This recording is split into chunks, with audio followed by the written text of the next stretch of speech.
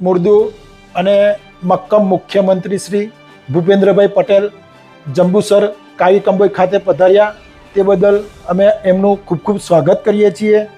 બીજું, જેવી રીતે જંબુસર વિસ્તારમાં જે મુખ્યમંત્રી અને મંત્રીશ્રીઓના આવવાથી રોડ અને રસ્તાઓ એની લાલ જાજમ પાથરીને કાર્પેટ કરી, તેવી રીતે મારી એક માંગ છે કે માનનીય ભૂપેન્દ્રભાઈ પટેલ સાહેબજી, આપ આખા ગુજરાતમાં તાલુકે વર્ષમાં એકવાર વિઝિટ કરો તો રોડ બાબતે જે નાગરિકોને પડતી સુવિધા એનો અંત આવે.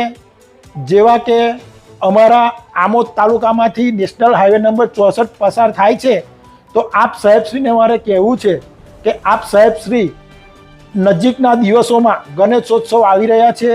અમારા આમોદમાં પ્રાચીન ગણપતિ મંદિર છે, તેના દર્શનાર્થે આવો તો અમારા આમોદ તાલુકામાંથી પસાર થતો નેશનલ હાઈવે નંબર 64 તે બી રિપેર થઈ જાય એ બહાને, અને પ્રજાને જે પરેશાની થાય છે તેનો અંત આવે.